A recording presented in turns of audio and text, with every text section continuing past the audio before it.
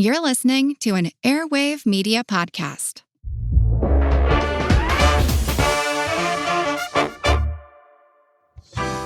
I'm Rafer Guzman, film critic for Newsday. And I'm Kristen Meinzer, co-author of How to Be Fine. Together, we host Movie Therapy with Rafer and Kristen. In each episode, we read letters from real people in real quandaries. Then we dispense a bit of questionable advice. And finally, we prescribe movies and TV shows to help our listeners through whatever ails them. It's part advice show, part watch list, and lots of laughs. Listen to Movie Therapy with Rafer and Kristen wherever you get your favorite shows. That's Movie Therapy with Rafer and Kristen.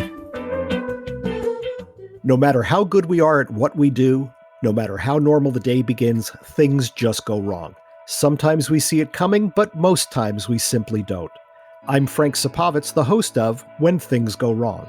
You'll meet fascinating people who had to manage difficult problems, often under tremendous pressure. From business leaders, law enforcement pros, athletes, actors, and more, you'll hear stories of tragedy and triumph and learn how they met crisis head on. Find When Things Go Wrong on your favorite podcast app. Hi, I'm Ben Mathis, and welcome to Kick-Ass News.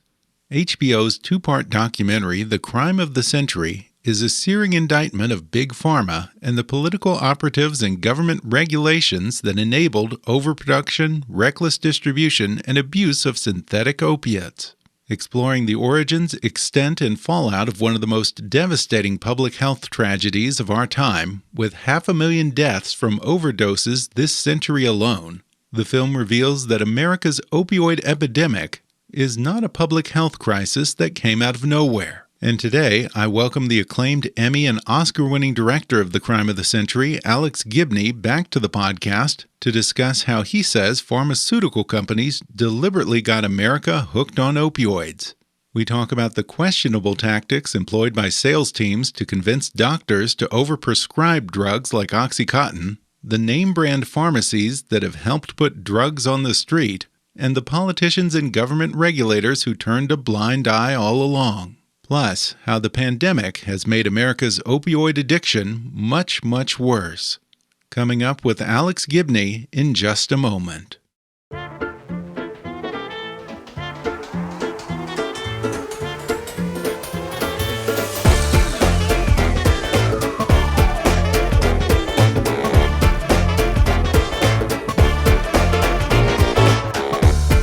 HBO's The Crime of the Century is a two-part documentary directed by Emmy and Academy Award winner Alex Gibney.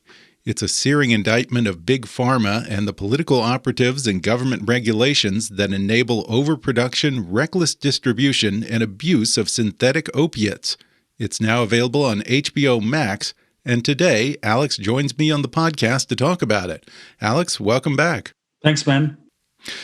I have to say, this film was a huge eye-opener for me, and I'm sure many people, because I think for many Americans, it almost seems like the opioid epidemic just came out of nowhere, almost as if it was an accident or some kind of unintended consequence gone amok.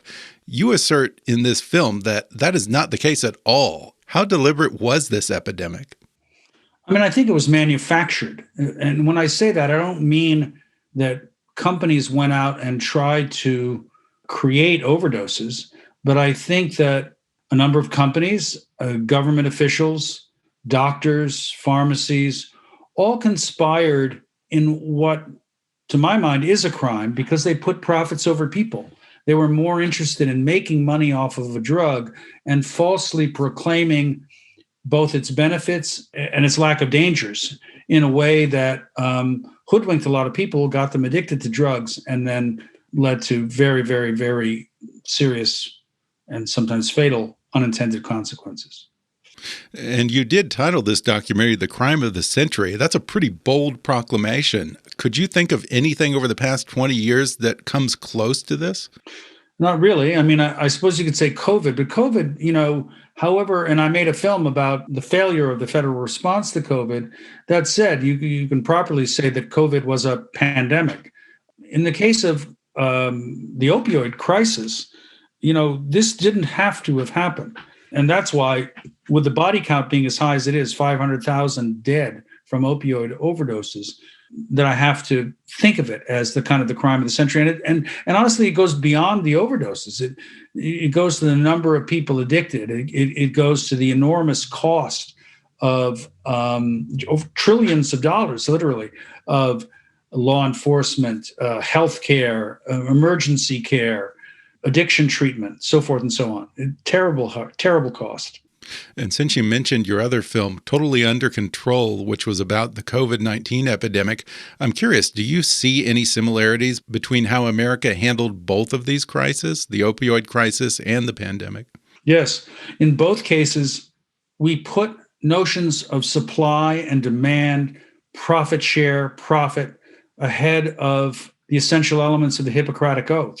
Instead of focusing on what's best for the patient, we thought that if we just think about what's best for the profit of big corporations, everything will work out fine. Well, it turns out it doesn't work out fine. It works out sometimes just the opposite. It's this unholy alliance of healthcare and 21st century turbocharged capitalism that I think is so dangerous. Mm-hmm.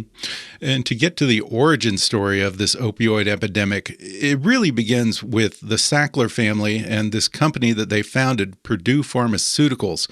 Tell us a little bit about the Sacklers and how they got into this business. Well, they got into it originally, I suppose, through a gentleman named Arthur Sackler. Now, Arthur Sackler didn't have anything to do with OxyContin. But Arthur Sackler was a doctor who had been at Creedmoor Psychiatric Institute and had seen sort of the brutality of how mental illness was sometimes treated with things like lobotomies and electroshock therapy, and became determined to seek out ways in which chemicals or pharmaceuticals could be used to treat the same ailments. Along the way, he became quite a potent figure in a pharmaceutical advertising firm called McAdams, and ended up being the key guy to promote two drugs that became very famous. One was Librium and one was Valium, sort of mood-altering drugs. And he did this by expanding the notion of the market, that instead of focusing on a very narrow market for which these drugs were originally intended, he sought to market them to the widest possible audience, which is, of course, just what happened later with OxyContin. The same thing he did was he developed a marketing and sales strategy that would focus on doctors, both to give them the hard sell and the soft sell, and sometimes to falsely proclaim attributes to drugs in ways that would get them prescribed by doctors. Now, Arthur Sackler's nephew, Richard Sackler, becomes the person who is really the driving force behind OxyContin. Purdue Pharma in the 90s had a drug called MS-Contin, which is a morphine-based time-release drug. And it was effective for end-of-life cancer pain, principally, because that's a time in one's life in which you don't really have to worry about addiction, sadly. As the patent for MS-Contin was running out, they devised a new drug called OxyContin, which is oxycodone, another opioid, twice as powerful as morphine, but also with this Contin system, this time-release system. So the idea is you take it, and then over the course of 12 hours, it slowly releases, so you don't get those highs and lows that would be so difficult for somebody who's abusing drugs like opioids. But they made a number of claims about OxyContin that just were false. One was that it couldn't be abused. And frankly, it was very easy to abuse it, as they themselves proved.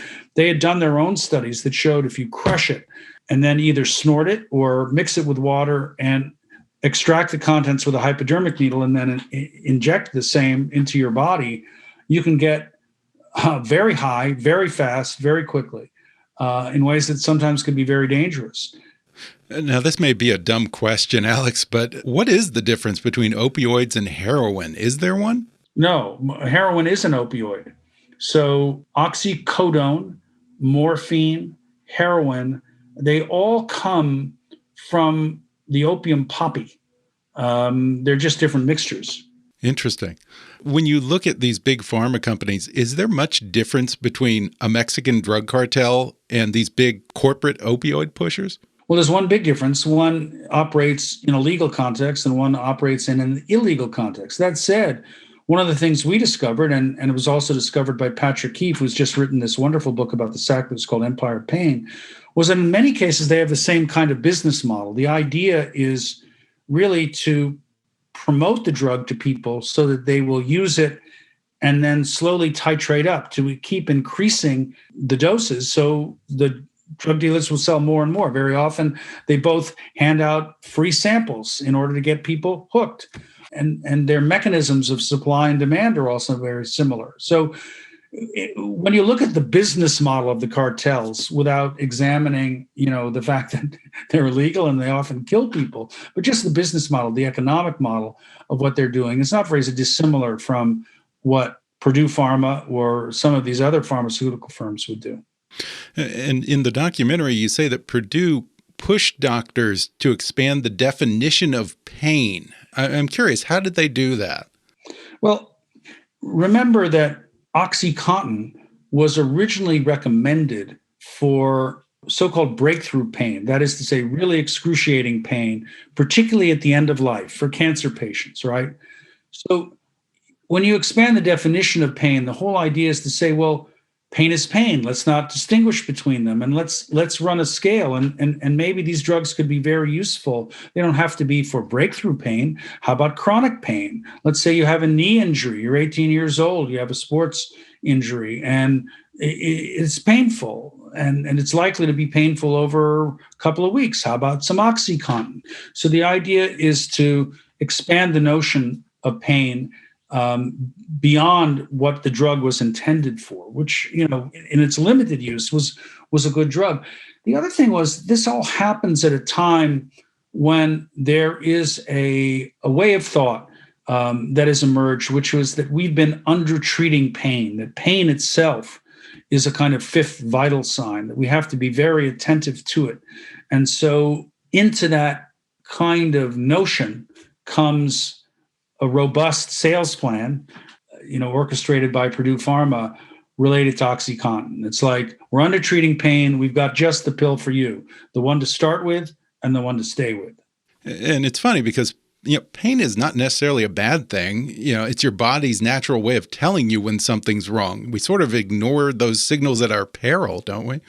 Right. Sometimes, in the past, there was a period of time when actually doctors thought pain was a good thing in the sense that it showed that the body was attuned to invasiveness, as you say, and also that it would result in healing mechanisms. But then there was a change of thinking in that. Yeah. And I want to ask you about one of the doctors who very aggressively tried to expand that definition of pain, and a patient who actually died as a result of that. I'm, of course, talking about Carol Bosley and her doctor, Lynn Webster. Can you tell that story? Sure. So Lynn Webster was very much one of those people who was preaching the gospel of pain management, which is to say we're under-treating pain, and people have sometimes excruciating pain, which is so bad that it can actually lead them to suicide. And unless we figure out a way to treat that pain and treat that pain over the long term, we're making a terrible, terrible, terrible mistake. Lynn Webster, directly or indirectly, also was on the receiving end of a lot of speaking payments by some of these big pharmaceutical companies who were very much pushing this idea. So you can kind of get this sense of how financial incentives, either consciously or unconsciously, began to intrude into a sort of pure doctor-patient relationship. Now, Lynn Webster had a clinic in Salt Lake City called the Life Tree Clinic, which was a pain clinic, and people would go there if they had what they perceived to be chronic pain. And one of his patients was a woman named Carol Bosley. Her husband, Carol, had had a terrible car accident and was in a lot of pain. She went to Lynn Webster's Life Tree Pain Clinic and was given some pretty potent opioids by Dr. Webster, as well as some other medicines, which in combination were dangerous. And her husband was very concerned because he felt she was taking so many opioids that she was in a haze all the time and couldn't even remember the fact that she'd already taken them. And so she would take more, that the doctor had radically overprescribed pain medications. Went to see the doctor, Dr. Webster wasn't particularly attentive, but finally her husband took Carol to somebody else who got her off opioids, put her on another kind of pain management system, mostly revolving around Tylenol. And she seemed to be doing much, much better. And then Dr. Webster reached out to her. She came in and, against the advice of her husband and her family, began to take opioids again. And not long after that, she overdosed. Now, some of the most damning evidence in this documentary is actually a 120-page Justice Department memo about Purdue Pharma. What, for you, were the most shocking revelations in that memo? There were two. One is the terribly unethical relationship between a medical examiner at the FDA and Purdue Pharma. In fact, this person who worked at the FDA, a medical officer named Curtis Wright, actually sat down for 3 days with representatives of Purdue Pharma to work out the wording of the review of Purdue's own application. So Purdue is effectively writing the review of its own application to the FDA, thanks to this FDA official. Now, one of the things that comes of that is that in the package insert, the literature that accompanies the drug, two claims were made that were not credible at all. One was that because of the time release mechanism, this drug wasn't subject to abuse, which it was, and Purdue knew very well that it was. And number two, that you could take, up to 60 milligrams of OxyContin over a long period of time and then stop like that, and there wouldn't be any ill effects. Back to Curtis Wright, it's interesting to note that having given Purdue permission to include this information in its package insert, which was a hugely valuable marketing tool in terms of going out to doctors, a year and a month or so after he left the FDA, he's hired by, guess who? Purdue Pharma, for a compensation close to $400,000 a year, which back in the day, in the late 90s, was quite a tidy sum of money. It's still quite a tidy sum of money. And yet, no one, as far as the Purdue Pharma executives, have ever been charged with any kind of a crime. Why not? It's not to say they haven't been charged. What happened was there was a federal investigation into fraud charges. In other words, a number of U.S. attorneys from Western Virginia who were concerned about the scarily rising rates of opioid overdoses began to investigate Purdue Pharma to see if Purdue was falsely marketing its drug, proclaiming its safety and efficacy in ways that were unreasonable.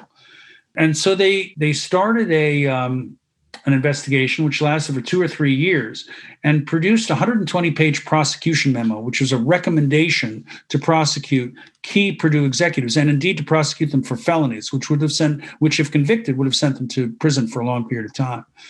This goes up to the top levels of the Department of Justice. All along the way, the career prosecutors are saying, this is such a powerful and potent piece of evidence, we really must go to trial on this. But at the very tippy top of the justice, not at the level of the Attorney General, but just below, a decision is made, and nobody will take responsibility for that decision even today, and look very hard to try to ascertain is one of two people.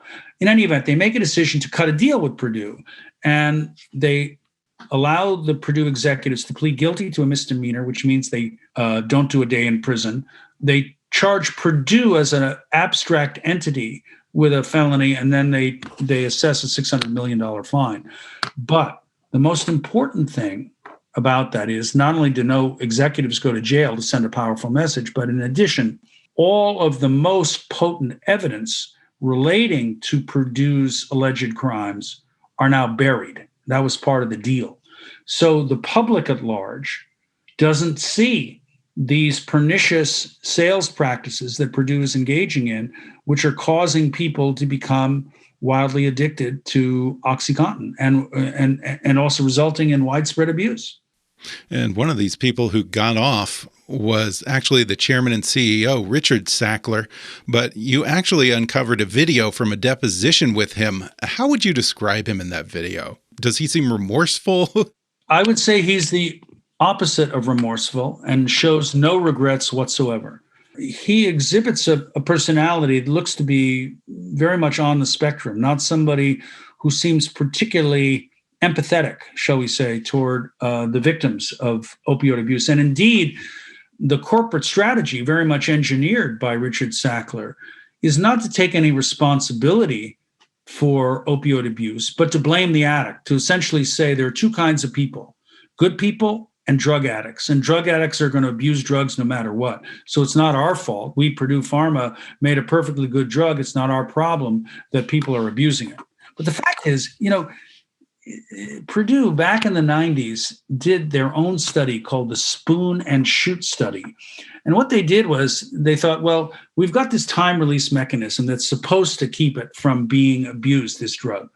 But what if you just crushed the drug and snorted it? Or what if you crushed it and then mixed it with water and put it in a hypodermic needle and injected it? What would happen then? Well, what they discovered was, because it was oxycodone, a very potent narcotic, and because it was now undiluted or now could be, ingested directly, was hugely potent and powerful and became, and this was a phrase that was used inside the Purdue company by a number of people we talked to, became something known as hillbilly heroin to the people at Purdue. They knew very well that they had an abuse problem with this drug on their hands, but they purposely didn't do anything about it. And when it was brought to their attention, they claimed it was the first time they had ever heard about the potential for abuse. So if Purdue and Oxy are sort of the original sins of the opioid epidemic, things really get infinitely worse with the drugs that followed. How did we go from bad to worse? Well, in part, the answer to that is an economic answer. Purdue wanted to increase its supply of drugs so it could make more money. To increase the supply, you need to create a demand. And that's the expansion of pain, right? So now you have this greater demand for OxyContin by doctors who are convinced that we're under-treating pain. And along the way, individuals are starting to get addicted to OxyContin. Sometimes they also abuse OxyContin. In both cases, the addiction leads to an economic problem. Perhaps I can't afford it anymore. Perhaps my doctor won't prescribe ever-growing doses. So in that case, what do? Well, many people turn to heroin because it was cheaper. And when heroin proved too expensive, they turned to fentanyl. And fentanyl is a synthetic opioid, which is 50 times more potent than heroin and can be extremely dangerous if you don't properly dose it. It can lead to very rapid overdoses. DEA people we talked to said that they would often come across DOAs where people would still have the fentanyl pipe in their hands because it killed them so quickly. That's the problem. It's a problem of supply and demand where the pharmaceutical companies were very good at getting people on drugs, but not so very good at getting them off drugs. We're going to take a quick break, and then we'll be back with more when we return in just a minute.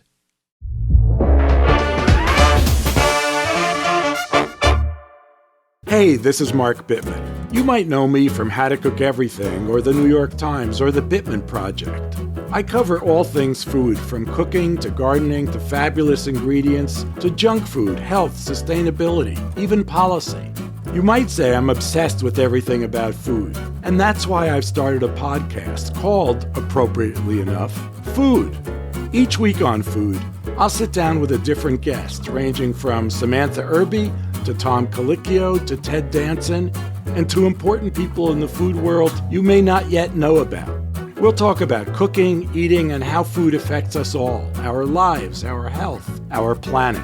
We'll talk recipes, ingredients, how to shop, what to cook tonight, and what you can do to help build a better food system. We'll even take your questions and give advice, cooking and otherwise. Whatever you want will be fair game, from how to boil an egg to how to feed your picky toddler to how to increase people's control over the role food plays in our lives.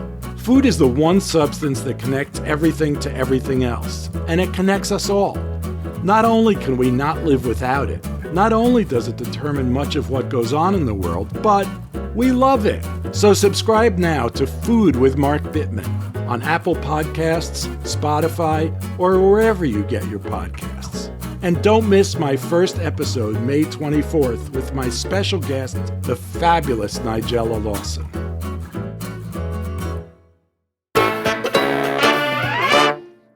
And one of the most colorful people that you spoke with in sort of the post-Purdue era here was Alec Berkaloff. Alec Berkaloff. And he's sort of this fast-talking former VP of sales at a company called Insys Therapeutics.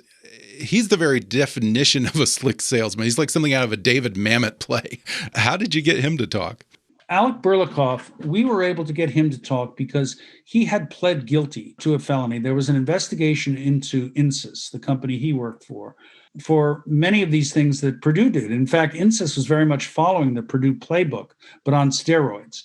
They were essentially bribing doctors to prescribe the drug with speaker fees, and they were also gaming the insurance system by falsely making claims about the patient's condition to insurance companies so that they could get those prescriptions paid for. So it was a huge conspiracy. To Alec Berkaloff, he was a vice president of sales for Insys, and he pled guilty as part of this investigation. And we reached out to him and he agreed to talk. And one of the great things about Alec was he was very candid about the way he used to sell the drug, and he could embody that salesperson and that perspective and the enthusiasm with which he went about his work, even though it was terribly dangerous and probably cost a lot of people their lives. He used to he had a color coding system for doctors: reds, blues, greens, and yellows. The reds were the businessmen. The other ones he didn't want to deal with because it would be too difficult to sell them. But the businessmen had what Alec called a slogan called "Whiff 'em," what's in it for me? And it was basically like, okay, sure, I might consider prescribing your drug. How much are you going to pay me in speaker fees? And they might give him $10,000 in speaking fees. But here was the rub. Insys was so profit-oriented that they actually demanded a 2-to-1 return on investment. So if you got $10,000 of speaker fees, you had to write $20,000 of subsys prescriptions, or they were going to knock you off their program.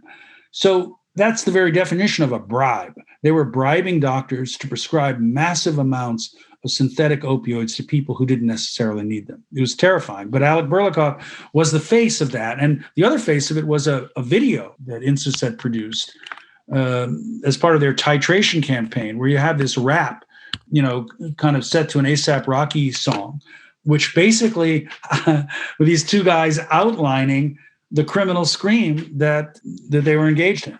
Yeah, complete with a dancing inhaler. A dancing subsys inhaler. And Alec Berkaloff, in order, to play things up at the big sales conference, agreed to don the inhaler costume at the very end and pretend to be the guy in the bottle. Yeah, the way he describes what he did, it's as if it was the greatest time in his life, even today. And these sales reps, they're a wild bunch. Some of these sales conferences were just nuts. It's all pretty obscene. Through some of our digging, we found never before seen videotapes of Purdue sales conferences in which everyone's dancing to a rock and roll band, talking about how much we're going to sell OxyContin, sell MS Contin. There's not a lot of lyrics related to the benefit for the patient. It all has to do with bonuses and profit margins and sales figures. And indeed, I believe a year after that sales conference video, they topped Viagra as the top selling drug. Wow. But the problem is not just the drug companies and the doctors. Pharmacies play a role as well. In fact, you exposed several pharmacies in Florida, including some name brands like CVS, whose opioid sales just suddenly exploded from one year to the next, unexplainably. How did that not raise any red flags? Well, it didn't raise any red flags because nobody wanted the red flags to be raised. Because if you raise the red flags, then you're cutting back on your profits. There was, as part of a DEA investigation, they went to one CVS pharmacy where patients would line up around the block starting around 4 or 5 in the morning for their prescriptions of OxyContin. And an undercover agent spoke to one of the reps at the pharmacy who said, "Oh, don't worry, we cut off sales to all those people around 2 or 3 o'clock." And they said, "Why do you do that?" And he said, "Well, we have to save some of the drug for our real pain patients," i.e., they knew very well that they were selling to people who were abusing the drug, not people who really needed it for medical care. Now, and this is true in spades for the largest pharmaceutical distributors. There's three globe-girdling companies: Cardinal Health, AmerisourceBergen, and oh gosh, I can't even remember the third company right now.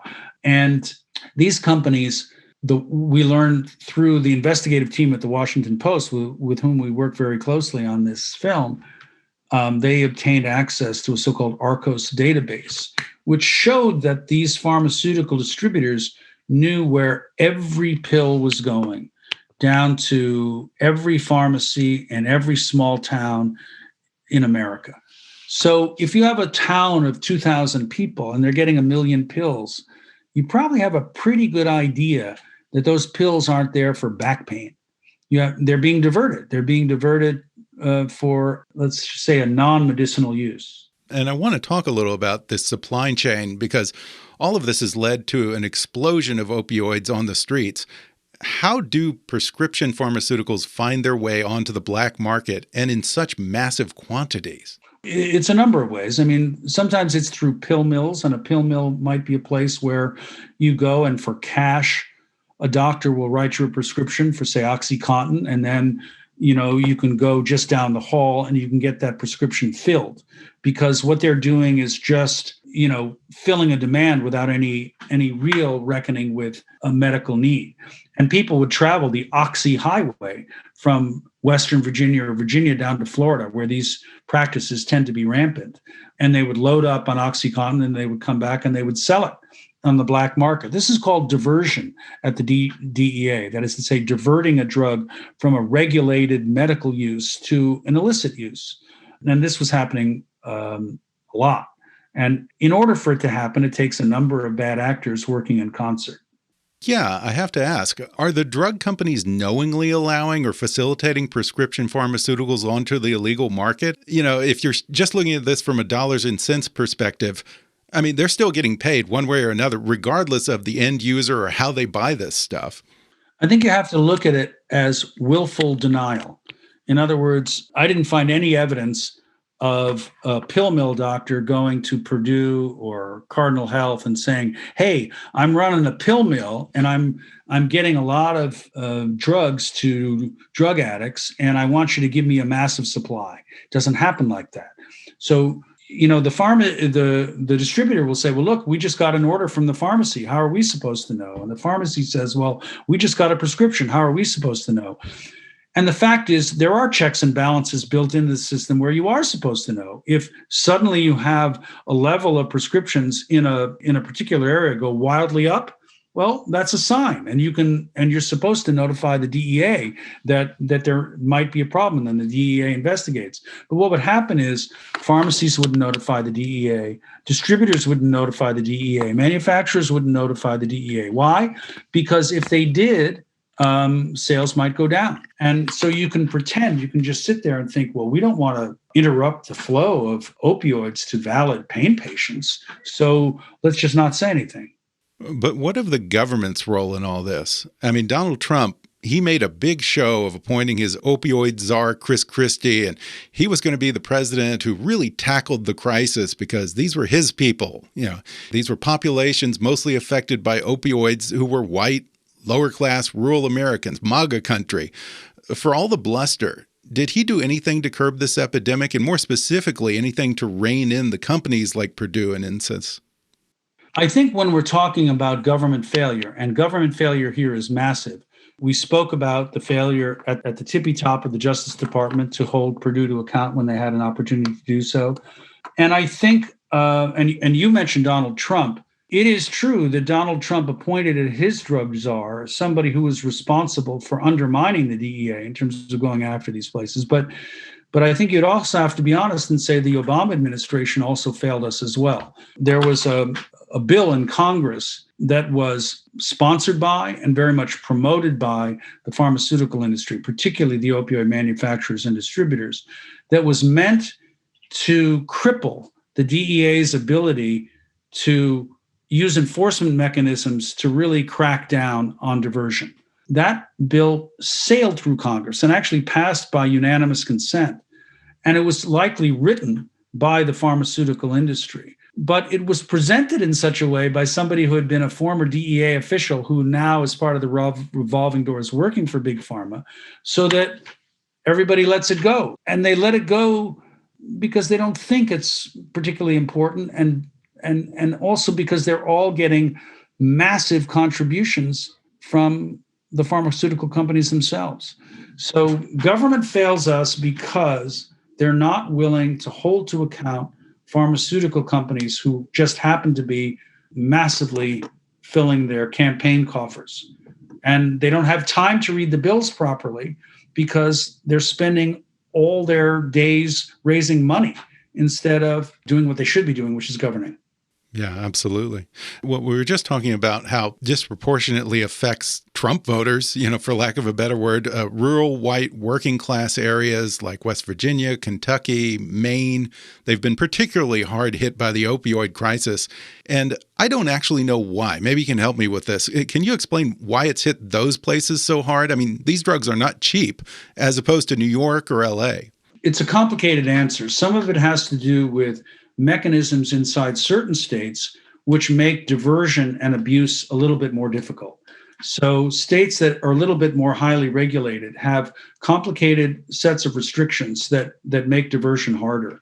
So in states like West Virginia or Maine or West Virginia, it's easier to divert. The other part of this is that, sometimes states with extremely high rates of unemployment facing an uncertain future are more prone to abusing opioids than other places might be.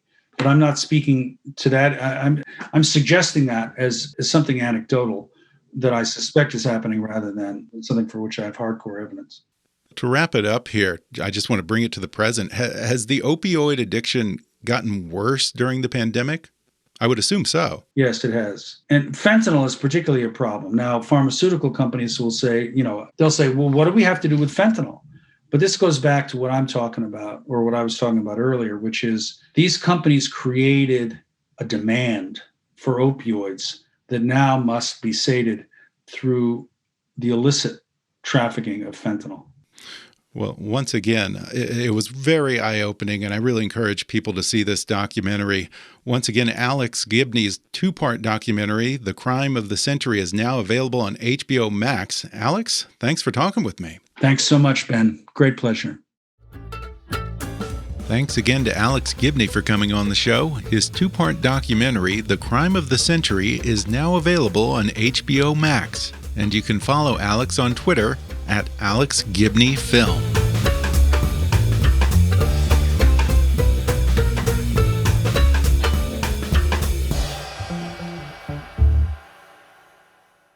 If you enjoyed today's episode, then subscribe and give us a 5-star rating on Apple Podcasts.